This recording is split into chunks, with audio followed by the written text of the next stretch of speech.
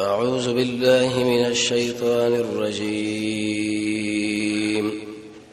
بسم الله الرحمن الرحيم. أننا د نبی کریم علیه الصلاة والسلام د مبارک سیرت او ورځ د غیر درس مبارکي دې ځبره خبره رسیدلې و.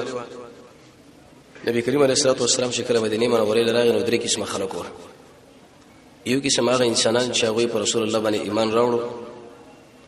انصار او مهاجر. دویم قسم منافقان او د عبد الله ابن ابي ابن سلول په قیادت کې هغه ظاهري یو خبره کوله او منځ کې بله. دریم قسم يهود بنو نذیر بني قریظه صبر خار کې وشیدل او صبر اطرافو کې د مکه مشرکانو د خلکو له یو اقتصادي پابندي مور باندې ولګول چې رسول الله په ملګرو باندې بنسو خرچه کې او نه بسوتي زالي. دویم امر د صادر کې چې حج عمره له بنه راشي. صادر رضی الله عنه په مزمس کې اعلان جمع شو. دریم امر د صادر کې چې کوم انسانان په مدینه کې وشيږي او ویل چې د محمد د عملګری عليه السلام ساتي ما کله زموږ دښمنۍ له ودرېږي لکه اوس موجوده يهود او سوارا. یو مل چې کله مسلمانان لړ شي نو د دمکینی ورکی. او دریمه مسله څلورمه مسله کې دا چې رسول الله ملګرو له رسول الله له برای راس مخ چنجونه راولېګل وخترونه ورکړه. اصحاب مجاهدینو ګرځولې صحابه بداویل شي الله دا دوی ری بکره زمونږ په یو یره باندې بدل شي. معنا دا چې مونږ همیشه ستنه ویریګو د خلکو یره زمونږ د خوانه لري شي. جمعه له چراتلم بس اسلحه بار بچو وتلم اسلحه. رسول الله په خپل د شپې بار نو وته ملګرو بور باندې پیره کوله ته د پوری شورس به ارمانو کې چې کاش د شي سوچ پیدا شي چې زما پیره کړو سعد صبرغه مصلح د رسول الله څوګیدار شو. د سعد صاحب تاریخ کې به دا خبره ذکر کوي چې د کم کمالات دی او د کم انسان دی. یو خوبای په کې دا چې د رسول الله ګارد ده اصحاب یې هغه په شګر زواله. د دین ورسته پیغمبر علیه الصلاه والسلام باندې دایر رب العالمین راوشي اشاره ودیله چې اذا الله نبی په دې دنیا کې پتا باندې دایر راځي خو ورځ به دا په امن بدلیږي. حدیث کې دا راځي رب العالمین فرمایي چې زب بنده باندې دو امنونه او دو یې نه راځم کوم. څه مطلب؟ کم سړی چې په دې دنیا کې په یره کې ژوند تیرې د دشمن نه معنا دا چې مطلوبي الته به مزي او کم سړی چې د ژوند له خوند او لذت اخلي دا په دې دنیا کې نه امید دي توانی وي. د نبی کریم علیه الصلاه والسلام د ژوند یو څو مرحله وي. اولنې مرحله د محمد رسول الله د دعوت په دې باندې قادر چې دشمن په خلاف باندې مسلح جهاد شروع کړي وي خو لیکن صبر وکاو. دله تکلیف او ملګرو له تکلیف او شوخه غونډانو له تکلیف او ارزګم دا خبره او صبر موږ له بګدان نتیجه راغله چې انسانانو د خپل ژوند په تقسیمي ابتدایي حالت کې به صبر کوي. دشمن چې ارس کوي نو هغه له صبر دغې نه بروسه به وخت اقدام کوي چې ملګری پیدا شي. لکه اصل ابن زراره ورته ویل یا رسول الله موږ له امر وکړه چې د څومره حجاج راغلي دي مینا د غونډې کې ټول قتل الله نبی ویلنا وقت دانه دي د جنگ خپل وخت او د خبره خپل. زمونږ الله قران کې فرمایي چې ان الله مع الصابرین د الله ملګرتوب د صبرناکو سره دی. د الله ملګرتوب د تقوا والا سره دی. د الله مرګرتوب د هغه چا سره دی چې عمل د الله لپاره کوي. د الله مرګرتوب د هغه چا سره دی چې منځونه کوي، زکاتونه د محمد رسول الله تابعداري، قرض حسن او للهیت. په طاعت باندې صبر دی ویل شي چې سړی په کوم شي باندې د الله رضوانه مکلف شوی بس هغه به مني. په مشکلات باندې صبر دی ویل شي چې په کوم شي باندې انسان لا مشکل رسیدي په دین د اسلام کې جزې فزه بنه کوي. او د معاصیونو صبر دا معنی چې انسان به ګناه نه ځان ساتي. خو په دې شرط چې د ګناه په ضرر د علمي د الله نه درکې حیاي انسان رب العالمین د نعمتو لحاظ کوي، د الله نه یریږي، د الله سره مینه لري، په خپل بدن باندې شفقت کوي چې سبب ده په جهنم کې راخل کیږي. علم د قران او سنت کول، وړو امیدونه ساتل او درشه خوراک نه کول او قوي ایمان. نو اولنې مسله صبر چې کله مشکلات د دشمن د خوانه ډیره سخت شونه زمونږ الله ورته اجازه ورکړه. قران کې الله فرمایي چې زه دوی په کومک باندې قادر یم. او دا خبر وکړه چې د انسانانو سره د مسلمانانو سره د دشمنانو لانجه صرف په دې خبره ده ان یقول آمنا بالله. تاسو دا پوښتنه وکړئ چې د مجاهدینو سره د دشمنانو په څه باندې اختلاف دی. هیڅ چیرته په پټی نشته، په تجارت نشته، صرف دې مسله باندې چې تاسو د قران او سنت پابند دي او دا سره موږ نه منو. که چیرته معنی د اسلام به معنی چې موږ تاسو درکو، موږ درته کوي. هغه دا منه چې په نوم کې اسلام په واقع نفس امر کې ټول حالت د کفر مسلمانان مجاهدین د امنین لنجه جوړ شي زمونږ الله قران کې فرمایي وکړه چې دغه مجاهدین نو د خلکو عبادت خانه بڼنګ شوی دی يهودو او نصارا او د مسلمانانو د زمونږ اوسو مدارس او د زمونږ اوسو کورونه او زمونږ اوسو تجارت خانه او د جمعتون د په دی وجه باندې رب العالمین ابد ستري چې دشمن مخرج ځوانان ولاړ دي بلا کې کړي دي قوي دیوال د يهود نصارا کو څومره کوشش وکړي بغیر راخته نشي چې دا مسله نه وي هیڅ څه په یو ځای کې بچ پاتې شوی نه وي په انسانانو کې بصیرتل د دوی عزت وغیرہ دی لوټ کولو نبی کریم علیه الصلاه والسلام دومره خیر انسان دی دغه شریعت لګوري متصریده شو نه کړ چې چرته کافر دی دغه په خلاف jihad درجه بندي وکړه په دې شوخه د مدینه ګردو نوا کې په دې لار باندې چې څومره کافرانو د دې ټول سره دزبندي وشو جناب نبی کریم علیه الصلاه والسلام د خپل توجه ټوله په یو طرف واړوله قریش وال چې دا رأس الكفر دی د دې ټولو کافرانو تحریک د دوی په لاس کې چې په کوم طرف باندې رواني نو دی رواني کی دا ورته وال پکار دي لکه عمر صاحب اصلي ویری و چې اول دونه د بي خوبه څنګه په خپل را پریوشي دا ختميږي نو د مزور خلکو سره لانجه جوړ نه کړ الته قریش خپل هدف وګرځول د غوښ سره مسله شروع شو د اسلام په غزاګانو کې ابتدایي غزا هغه د بدر غزا ده لیکن د دین مخکې نبی کریم علیه الصلاه والسلام یو اته غزوات او سرايا لګري دي اجمالی نن په خبره کو به ان شاء الله د بدر مسله کې چې د جون بخیر روانه چرشمه بورز باندې کیږي چې دا کله وشو څنګه وشو قومندان د جنگ سوګو یو لویل شي غزا او بل لویل شي سریه غزا دی لویل شي چې محمد صلی الله علیه وسلم په خپل خط لاړی جنگ له او سریه دا معنی چې نبی کریم علیه الصلاه والسلام لاړنی خو ملګری تشکیل کړي ګویا کې دغه اشاره ودیلا چې کله کله به امیر جنگ لذي او کله کله بنزي ابو بکر صاحب یو جګړه روان شو عمر صاحب ورته ویل یا امیر المؤمنین مزه موږ له ولې درد راکای امیر که چرته شهید شنو به دومره درد مسلمانان لوري شي چې د حد نه سوا اې دې به دا مقصد نه چې لکه د پلانې سره د جنگ رهبر دی ولې پلانې مرشد لازریږي نه د رسول الله سره چې انسان وګوري کله به امیر د جبهه یا امیر د جنگ حاضری کوي او کله کله بخپل سر ګروپان دي کی په ارزه کې دغه حضور ضروری نه دی نبی کریم علیه الصلاه والسلام په اکثر غزواتو کې بخپل برخه اخص ده خو لیکن کله به ملګری تشکیل کړه اوله سریه سيف البحر د دې قائد سيدنا وسيد الشهداء حمزه رضی الله عنه ولې او خود کې به ان شاء الله د حالت به بیانې کی د نبی کریم علیه الصلاه والسلام کا کاری حمزه دې رضی رورم دې او د جنگ بیرغ او جنډه شو د ابو مرسل الغنوی یو صحابي ودل ورکړه تقریبا مجاهدین شو هغه دیرش کسان او کافرانو شو هغه دریس وکسان سیف البحر والاقه هغه ورته شلو به ورشه د دشمن مقابله وکي جنډه په دین باندې د مسلمانانو مجاهدینو وړل چې کله بدا ولاړ ونه مسلمانانو بخه او شله برابر و چې خیر زمون غلبه ده ځکه جنډه ولاړه ده خو چې کله بدا پرې وته نو به مسله ګډوډېدله او صحابه ځانه پرې خدا تر دې پر یو صحابي په لاس کې و چې کله هغه ته اوله په بل لاس کې ونی ولا چې هغه ته اوله په خلی ونی ولا د سټ کې ونی ولا اخر هغه کې میوالو شهید جعفر رضی الله عنه نبی کریم علیه الصلاه والسلام فرمایي چې دوړ لاسونه به ځبان رب العالمین ورته وزیر ورکړي دی په جنت کې شکرې وي شهیدان الله د شنو مرغانو په زور کې ګرځي د ابو جهل د قافلې په شولې کې چې هغه درس وکسنو قیادت دغه پلاس کې سیف البحر علاقه چې کله ورور رسیدل نو په دې مقام کې مجدي ابن عمر یو سړیو هغه د دوړو خلکو په مابین کې دزبندي وکړه او جنگ لپاره نه خودل ځکه ام د دوی حلیف او ام داوي صحابه اراده برید لرله شربانی وی کې او د قشن دشمن مقابله مې اراده دا و چې موږ جواب وکړو خود دې سړي مجدي ابن عمر الجهني د برنه خود الجنه دا کار ونه کوي دا جګړه په رمضان کې وشو تقریبا د عیسی علیه السلام نشپک سو درش کال وروسته مقصد پدې کې څو د الله نبی په دې کې نشو د ګروپونه لګي دشمن باندې یرا روب غرزول پکار دي کله کله و د سبا دې طرف باندې ولېګو کله کله په دې بل طرف باندې ولېګو کله کله په دې بل طرف باندې ولېګا قران کې رب العالمین فرمایي چې د مجاهدینو په دې ګرځېدلو باندې صرف او صرف لوی مقصد دا دی چې دشمن خپکیږي زړه پیټک ویریږي چې لکه دا خو چن کسانو موږ چې بمبار به شروع کړه به وښنو دا خو همیشه راخوټیږي دا الله فضل کرم دی د یو شهید سره پسرهو شهید ځوانان الله پیدا کوي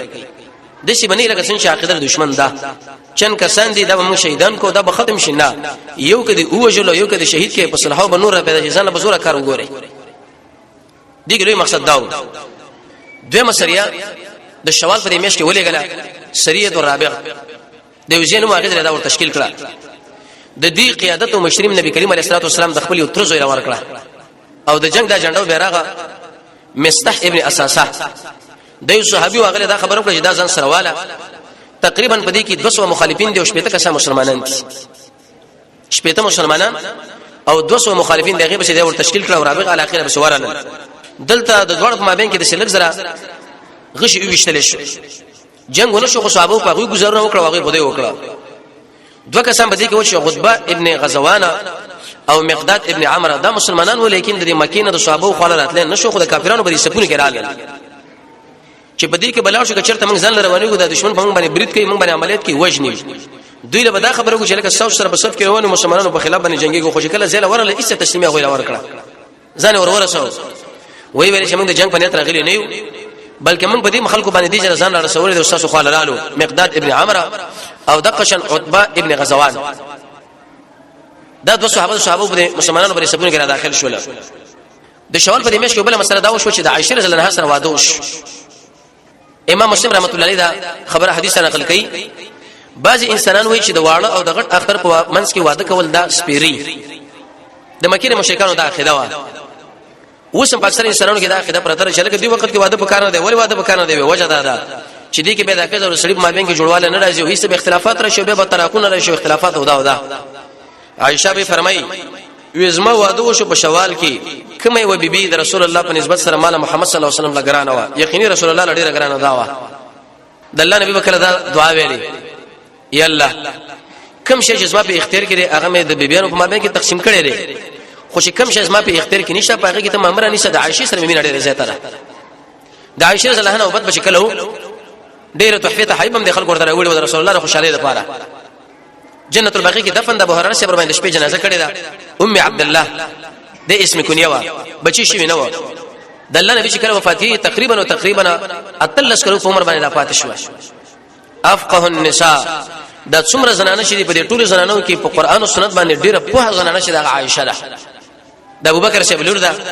د نبی کریم علیه الصلاه والسلام وفات لري په نوبت کې راغی دا غسر دې په دې کې خودلو دغه په دې کوټه کې دفن شوی دی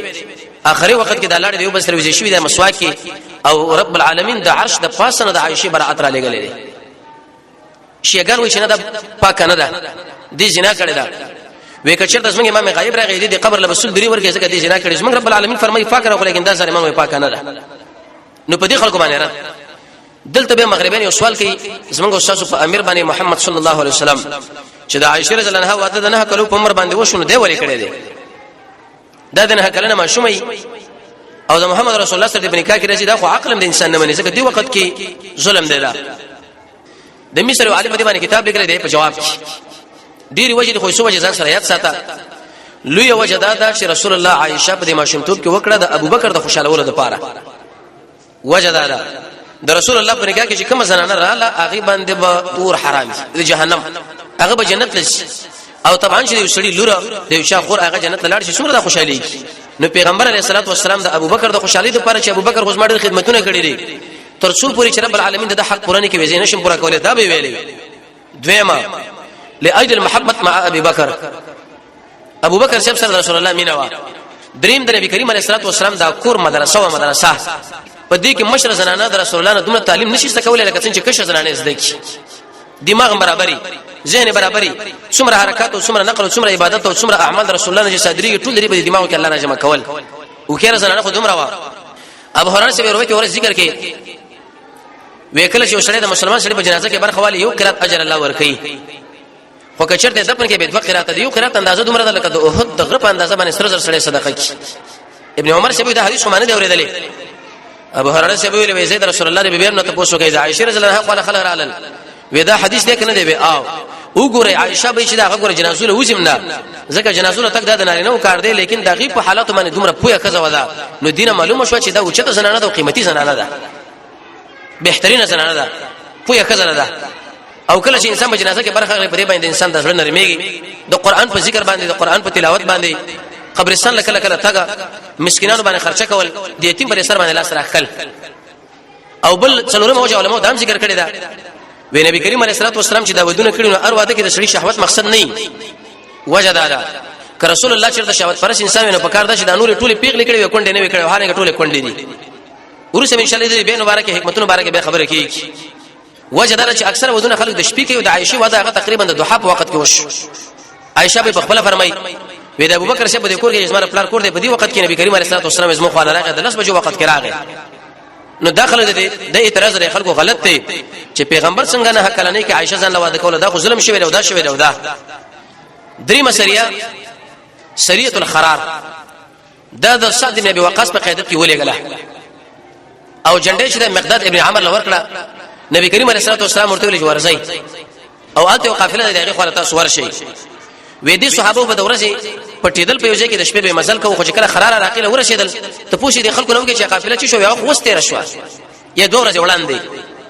او حالانکه حدیث کې مدار غلي و چې لا تجاوز منه تجاوز منه کې دي خرار علاقینا الته به ځبانه ودرېږي چې کله د رسول الله ملګری سعد بن ابي وقاص امیر د جبهه او مقداد ابن عمرو وې د سره جنډه وا اغه چې کله ور حاضر شول قافله د دشمن تیر شوی و نور بیرته وګرځیدل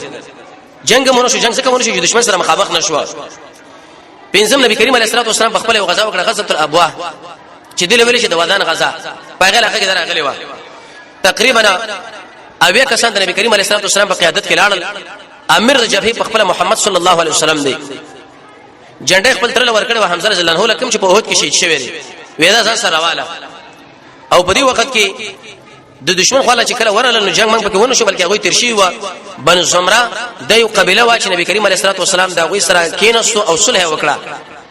دی ورته ویلي چې زموږ په خلاف باندې به چا سره اتحاد نه کوو تاسو په خلاف باندې چا سره اتحاد نه کوو په موږ باندې بریدو تیرې نه کوي موږ په تاسو باندې بریدو تیرې وغیرہ کوونه عمرو بن مخشید هغه مشهور دغه سره دا خبره وشو نور جنگ په دې غزا کې هم شوی نه دی پنځل سورې نبی کریم علیه الصلاه والسلام په هغه کې تیرې کړې دی ولې تیرې کړې دشمن لدا خدای چې ګوره موږ چې چریکي عملیات نه کوو دشمن امر الله دې کړه اعلان دی کې بیا موږ تختو کله چې ځړ کې اراده د جنگ وی دی ګس د میدان په دې کې موږ جبهه پرته را د رسول الله په قیادت پیدا تدار وتا بنو زمره عمرو بن مخشید دا هغه مشر دی نبی کریم علیه الصلاه والسلام سره صلح وکړه معنا دا چې نو په موږ باندې راځي نو پتا باندې رسول کله کله د کافرونو سره تعاون اخستری شي خو په دې شرط باندې چې اسلام غالب او مغلوب نه کله چې اسلام ظاهري مغلوب او دشمنان ور باندې برید کړي به کافر سره جوړه موړ نه کیږي وجدادا چې دی وخت کې انسان کافر سره جوړه وکړه دا دلیل د دې خبرو چې اسلام کمزوري دی او دا تسلیمي ورکړه خدای په دې وخت کې دا بیعت سره کړی دی او دا جوړواله ور سره راغلی دی چې د اسلام مسله اوچتا پنځل سورې نبی کریم علیه الصلاه والسلام په دې کې پاتې شوی دی اېدین ورسا یو بل غزا د نبی کریم علیه الصلاه والسلام په قیادت کې وشوله غزوه البوات یو علاقه وا چې غیزله پیغمبر علیه الصلاه والسلام په خپل لاړو تقریبا په دې کې اوید رسول الله ملګری و او سل جانب مقابل کافران و وګدا قافله ودا دا روانه و د امیه ابن خلف داغه تقریبا 2.5 شخو وکان پکې و صرف ممیس پکې و ډېری سرمنی پکې وي اراده دا و چې باغی باندې ورشي برید ور باندې وکي خو نبی کریم علیه الصلاه والسلام په دې وخت کې په خپل جماعت کې خپل په ځبانه امام چې سعد بن معاذ مقرر کړی دی ځکه سړی به امام په خپل ځبانه مقرر چې امیر زی په دې نور غزواتو کې نبی کریم علیه الصلاه والسلام سعد بن عباده مقرر کړو د خزرج قبيله قومندانو جنت به راشد کې پیرانو کله چې دا کور راته ځانه بار راوتی و نو دا ورته ویل چې ته ولې بار راوتی مخ خصوص د پاره جنگيږي وې زر د جتاب هغه شی وباسي چې زید کور نه رسېرم وکله چې ساده نو باندې کول ورته نو شو په پالنګ باندې خامار پروتو ګونډه ورته ما تکړه غشه څنګه ورته کې چې گزار په وکینو دا کزه معلومات ونش چې سعد ابن عباده ولا پروتو کال تمر هغه پیریو حاتبی بیا غوي आवाज وکي وقتلنا سيد الخزرج سعد بن عباده رميناه بسحمين فلم نخطف هذا وسعد بن عباده من وجل دی او په دې ظلم وشته جوړه زم وشته او زمونه بالکل ودا خطا شوی نه دی دغه اشاره ودیله چې دین او سیاست د ډول غوړې وشي دي لیکن دغه وخت په خلکو باندې راغی چې امیرانو قیادت د خلکو لاس ور پریو د شغوی د منځ په معنا باندې پویدنه مجبورې چې خطبه او امامت هغه علما وکړي په مرور د زمانه باندې علما ول منبر او محراب پاتې شو دغه وزارتونه او ریاستونه او خلافتونه د خلکو له پلاس باندې ورل چې هغه په دین باندې پویدل نه نو د خلکو تصور دار راغی چې اوه د مولا سړي په سیاست کې څه کار دی دغه سیاست نه چې کوم د موجوده سیاست دی دروغه سیاست دا معنا قیام علی الشیء بما یصلحه شیخ الاسلام ابن تیمیه رحمه الله په دې باندې کتاب لیکلی السیاست الشرعیه شیخ الاسلام ابن قیم لیکلی دی مولانا عبد الباقی صاحب لیکلی مولانا ګور رحمان صاحب لیکلی دی اسلامي سیاست معنا دا چې دین او سیاست د دوه یو مسله ام به یو سړی امیر وي وزیر وي خلیفہ وي د جماعت امام به او د قشن خطبه به خلکو لور کوي خو د خلک رالو والین او امیران وغیرہ چې د خپل منځ په معنا باندې کوي نو هغه تعالی خطبه صدر کی مجبور ده معنی چې امام په یو تر باندې شو هغه په بل کینه په واقع نفس الامر کې دا ډول یو مسله و یو بل غزا نبی کریم علیه الصلاه والسلام کړه غزوه الصفوان د غیر ایشو کرم ابن جابر دغه مشر د جانب مقابل کوم چې کافرانو او دی خو د جګړې مشر چې هغه محمد صلی الله علیه وسلم دی په مدینه منوره باندې حمله وکړه سمالونه وغیرہ ځان سره وتښتول حیوانات خو نور د جنگونه کې چې پاغي کې انسانان شهیدان کې وژني او یې ځان سره وتښتي دا غزا چې دا په سفر د مخکې غزاګان دا ټول په سفر کې شوی وي ځکه په دې منځ کې درې میاشتو کې دا د عزت میاشتې ویل دزبندي و جنگ نه کېدو خو غزوه الصفوان دا د جماد الاول په اخر کې او د جماد الثاني په اول کې وشو معنا دا چې د دې غزا او د مخکې غزاګانو په مابین کې تقریبا 3 میاشتې مسافر اله نور څه مسله به دې کې نه لاله لیکن دومره خبره به کې وشول شي دې سړي د مسلمانانو څخه پښونه ځان سره لوټلو څه حیوانات وغیرہ دی او تختول پیغمبر علیه الصلاه والسلام چې کله میدان له حاضر شو هغه رانل اېدین ورسې به بل غزا او غزوه الغشيره یا غشيره یا ذل غشيره درې وړ الفاظ راغلي دي غزوه الغشيره یا غزوه العسيره یا ذل غشيره د دې قائد محمد صلی الله علیه وسلم په خپلو ځکه د غزا باره کې مخکې موږ تعریف کې دا وکړو چې نبی کریم علیه الصلاه والسلام به برخه اخیستي واغه به رواني ابو سفیان قافله و هغه سره تقریبا 200 کسان و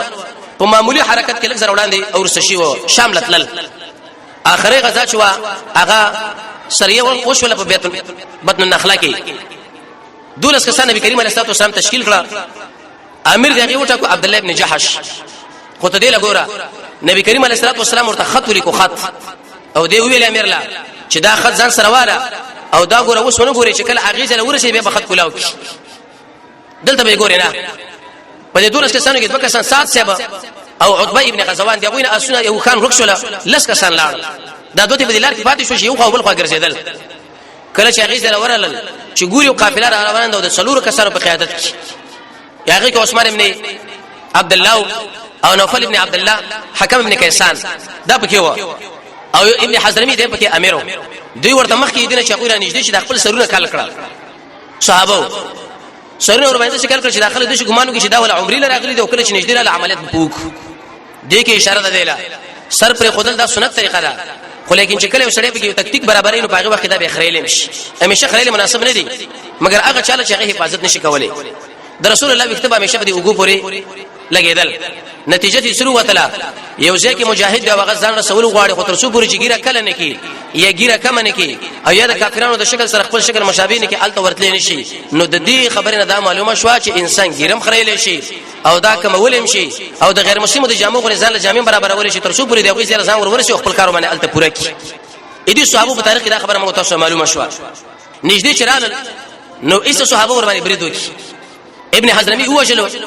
عثمان ابن عبد الله او نوفل ابن عبد الله دا دوړه قیدین کړه حکم ابن کیسان ته وتښتیدو